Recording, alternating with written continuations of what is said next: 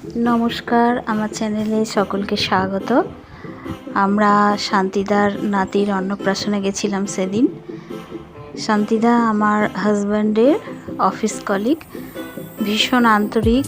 শান্তিদা সমস্ত অনুষ্ঠানে আমাদের বলেন, ওনার ছেলের বিয়েতেও আমাদের বলেছিলেন, কিন্তু ওই সময় আমার এক দেওরের বিয়ে ছিল, সেই কারণেই যেতে পারিনি, তাই শান্তিদা একটু রাগ করেছিল। তা আমরা ওনার নাতির অন্নপ্রাশনে গেছিলাম। খুব সুন্দর করে সাজিয়েছিল। এখন একটা নিউ ফ্যাশন হয়েছে যে খাওয়ার জায়গাটা খুব সুন্দর করে সাজানো। তো এইটা আমার ভীষণ ভালো লাগে, এই নতুন এই যে ট্রেন্ডটা। এটা হচ্ছে শান্তিদার নাতি, খুব সুন্দর ফুটফুটে দেখতে। শান্তিদার বৌমার সাথেই প্রথম আলাপ হলো। শান্তিদার ছেলে শান্তিদা আমাদের বাড়ি অনেকবার এসেছে। সরস্বতী পুজোর দিন যে পঞ্চমীতে গোটা সেদ্ধ হয় না, সেই গোটা সেদ্ধ শান্তিদা প্রতি বছর, কোনো বছর ভুল হয় না, নিজে আসে, নয়তো ছেলেকে দিয়ে পাঠায়। তো শান্তিদার এই আন্তরিকতাটা সত্যি ভীষণ ভালো লাগে আমাদের। তো গেছিলাম, খুব ভালোই কাটলো ওদের বাড়িতে। অনেক কিছু শান্তিদার নাতির অন্নপ্রাশনে খাওয়া দাওয়ার প্রচুর আইটেম করেছিল। মানে সত্যি কথা বলতে কি এত খেতেই পারছিলাম না, ভীষণ সুন্দর আয়োজন করেছে, খুব ধুমধাম করে নাতির অন্নপ্রাশন করেছে। খাওয়া দাওয়া সেরে আমরা মেঠো পথ ধরে হেঁটে পিচ রাস্তায় এসেছিলাম। তো অনেক দিন পর এই সবুজে ঘেরা গ্রাম, সত্যিই আমার ভীষণ ভালো লাগছিল। সেই পুরনো দিনের কথা মনে পড়ছিল, মানে আমার ছোটোবেলার কথা মনে পড়ছিল, আমার ছোটোবেলার গ্রামের কথা মনে পড়ছিল। আমি আমার বয়সের বিভিন্ন সময় বিভিন্ন জায়গাতে কাটিয়েছি।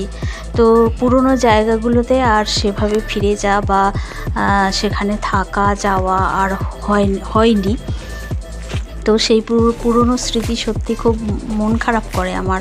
ছোটোবেলার কথা ভীষণ মনে পড়ে, কত ঘুরে বেরিয়েছি এরকম মাঠে, আলু পোড়া করে খেয়েছি বন্ধুদের সাথে। এবং আলু পোড়া করতে গিয়ে তো ওই বাঁশ পাতা আছে, বাঁশ পাতাতে আমার হাতটা অনেকটা, আঙুলটা কেটে গেছিলো। তো আমি বাড়িতে ভয়ে বলিনি, এত রক্ত বেরিয়েছিল।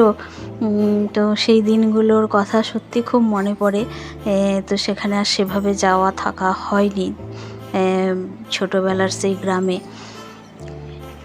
খাওয়া দাওয়া করে পান চিবাতে চিবাতে দিব্যি বেশ সুন্দর হেঁটে এলাম মাঠের এই রাস্তা ধরে। প্রচুর আলু লাগিয়েছে দেখছি।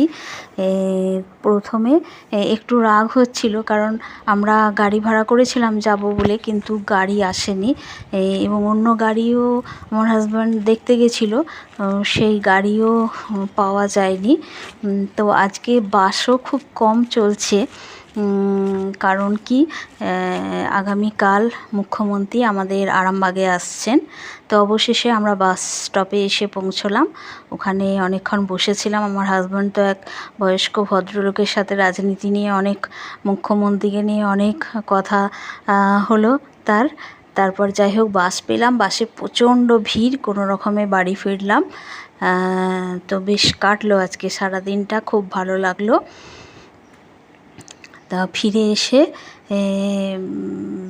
আমরা সবাই মিলে এটাই গল্প করছিলাম শান্তিদার দের বাড়ি যাওয়াটা নিয়ে, যে যাওয়ার সময় আমাদের যে রাগ হচ্ছিল বাসে যেতে হবে বলে, সেটা এখন মনে হচ্ছে গাড়িটা আসেনি, সেটা খুব ভালোই হয়েছে। গাড়িটা আসেনি বলেই আমরা এত সুন্দর করে আনন্দ করে মজা করে বাড়ি ফিরলাম। তো খুব ভালো লাগলো। সবাই ভালো থাকবেন, সুস্থ থাকবেন। ভিডিওটা ভালো লাগলে অবশ্যই লাইক, সাবস্ক্রাইব করতে ভুলবেন না।